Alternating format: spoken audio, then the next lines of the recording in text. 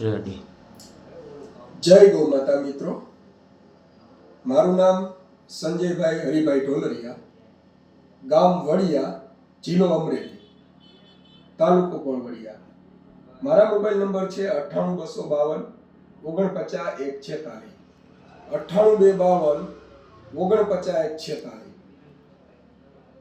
હાલ હું પ્રાકૃતિક કૃષિ કરી રહ્યો છું. વાત આખી એ છે કે પ્રાકૃતિક કૃષિના વિષયની. તો આપણે 9 વર્ષથી અત્યારે પ્રાકૃતિક કૃષિ કરી રહ્યા છીએ, ગાય આધારિત ખેતી.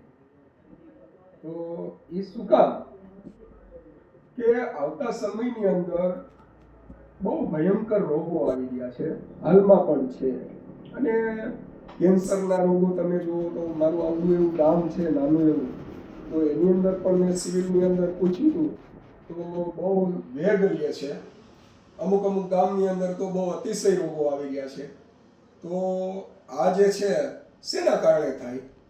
તો મિત્રો, એ કેમિકલ અને જંતુનાશક દવાઓ જે ખેતીની અંદર આપણી વસુંધરા કે જે ધરતી માતા આ એની ઉપર છંટકાવ થઈ રહ્યા છે, બેફામ, જે હજારો ટન દવાઓ આજે ગુજરાતની અંદર ઠલવાઈ રહી છે.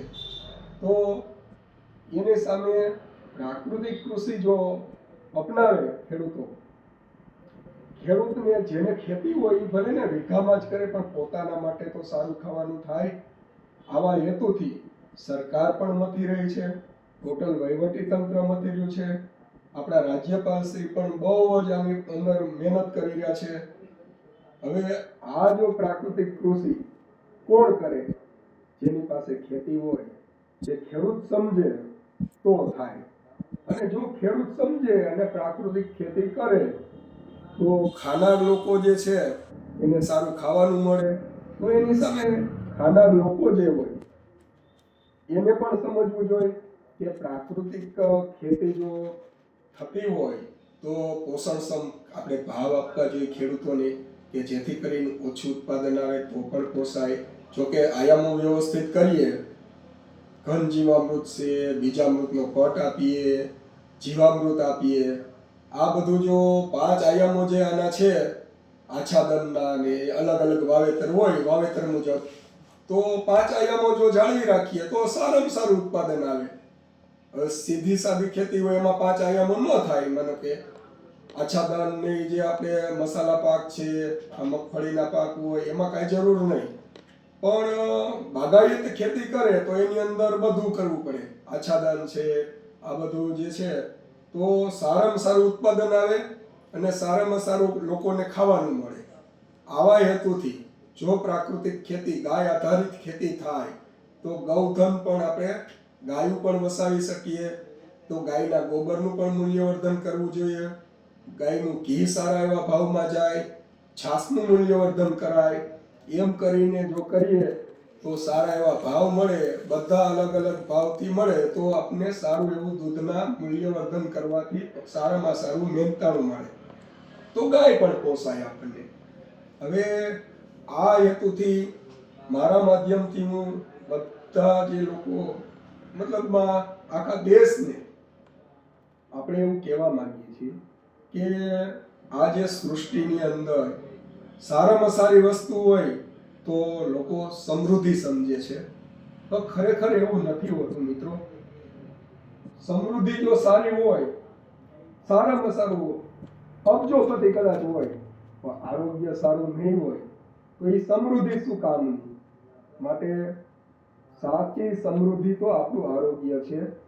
તો આરોગ્યને ધ્યાને લઈ ખેડૂત ભાઈઓ છે, ખાનારા જે ગ્રાહકો હોય એ છે, આખો સમાજ, માનવ, એમાં ટોટલ માનવ આવી જાય કે સારું ખાવું હોય તો ખેતરમાં જ થવાનું છે, નહીં કે કોઈ કંપનીની અંદર પાકવાનું અન્ન. તો ખેડૂતના ખેતરમાં પાકેલું અન્ન જ આપણે ખાવાના. તો જે તે ખેડૂત પ્રાકૃતિક કૃષિ કરે, ગાય આધારિત ખેતી કરે તો જ સારું અનાજ પાકવાનું છે.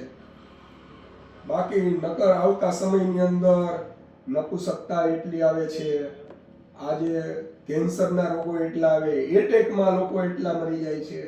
આ શું કામ? એને કે જંતુનાશકો બેફામ વપરાય છે, કેમિકલો બેફામ વપરાય છે, એના કારણે તો આપણે આ જે છે પ્રાકૃતિક કૃષિના આયામો જાળવીએ અને બધાને સારું એવું ખાવાનું મળે.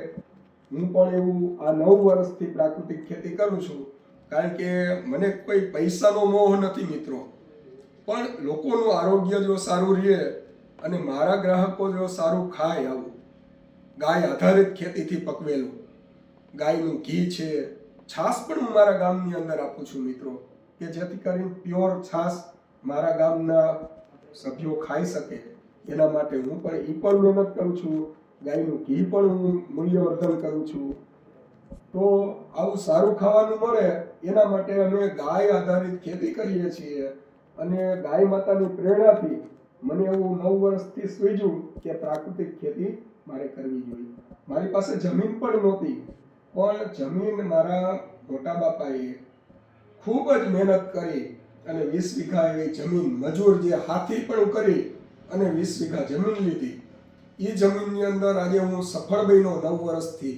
છેલ્લા 5 વર્ષમાં પ્રાકૃતિક ખેતી તો આપણે 9 વર્ષથી કરીએ છીએ, પણ મિત્રો 5 વર્ષથી આપણને સફળતા મળી કે ભાઈ આપણા ગ્રાહક વર્ગો જે થઈ ગયા હોય, બધું મૂલ્યવર્ધન કરી શકતા હોય અને બધું વેચાણ થતું હોય. પોક પણ હું બહુ મોટે પાયે પોક પણ કરું છું અત્યારે. પોકમાં મારા ગ્રાહકો પણ એટલા છે કે ઘઉં ને પોક ને બધું સેલિંગ થઈ જાય છે, તો આપને પોસાય છે અને સારી એવી આપણે ખેતી કરીએ છીએ.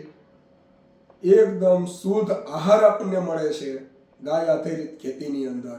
તો પોષક તત્વો પણ ભરપૂર હોય છે ખોરાકની અંદર. ગ્રાહકોને પણ સંતોષ થાય છે, કારણ કે આપણે સિંગ વાવીએ છીએ, કઠોળ વાવીએ છીએ, ત્યાર પછી ઘઉં વાવતા હોય, ઘઉંનો પોક કરતા હોય, આવું અલગ અલગ જે તે આપણા ખેતરમાં પાકે એ હું મારા ગ્રાહકોને પહોંચાડું છું. ગ્રાહકો પણ ખુશ થાય છે અને સામેથી આપણને ફોન કરીને બધું મંગાવે છે.